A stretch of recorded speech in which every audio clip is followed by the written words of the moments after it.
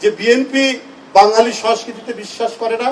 ওবায়দুল কাদের সাহেবের একটি বক্তব্য দিয়ে আমি বলি যে উনি তলে তলে অনেকের সাথে ওনাদের সম্পর্ক রয়েছে, মানে পহেলা বৈশাখ, নববর্ষ, যে বিএনপি নাকি বাঙালি সংস্কৃতিতে বিশ্বাস করে না। তা আমার কথা হলো যে আপনি কিছু বিশ্বাস করেন, আপনি কোন সংস্কৃতিতে বিশ্বাস করেন? এই বাঙালি সংস্কৃতি এটার তাৎপর্য কি, এটার সংজ্ঞা কি, একটু ওবায়দুল কাদের সাহেব যদি আপনি বলতেন। এখন ইংল্যান্ডের ভাষাও ইংরেজি, আমেরিকার ভাষাও ইংরেজি, নিউজিল্যান্ডের ভাষাও ইংরেজি, অস্ট্রেলিয়ার ভাষাও ইংরেজি, আরো অনেক ছোটখাটো দ্বীপ টিপে ইংরেজি হচ্ছে রাষ্ট্রভাষা। তাহলে সবাই কি ইংরেজ? তারা অস্ট্রেলিয়ান হলো কেন? কেউ আমেরিকান হলো কেন? কেউ ক্যানাডিয়ান হলো কেন? তা আপনি যদি এটার ব্যাখ্যা দিতেন ওবায়দুল কাদের সাহেব। বাঙালি তো অনেক দেশেই আছে, ত্রিপুরায় আছে, ভারতের পশ্চিম বাংলায়ও আছে, বাংলাদেশে তো সেটা থাকবে।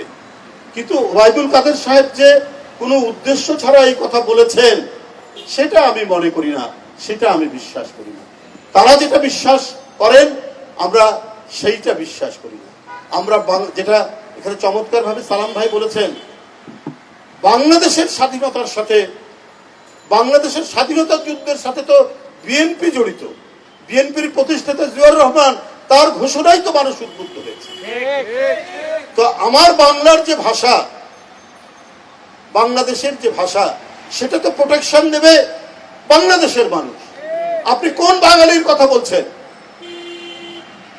এদেশের অধিকাংশ মানুষ, সংখ্যাগরিষ্ঠ মানুষ ওয়াটার, পানিকে পানি বলে।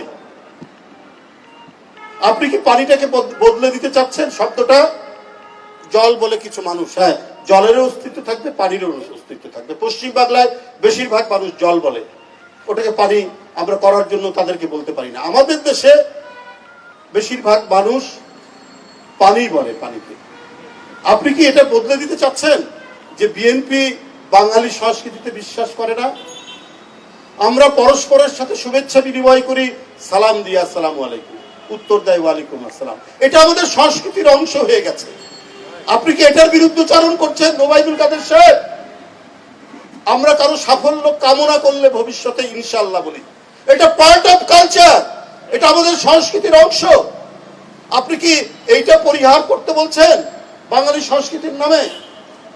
আমরা কারো সাফল্য শুনলে আলহামদুলিল্লাহ বলি,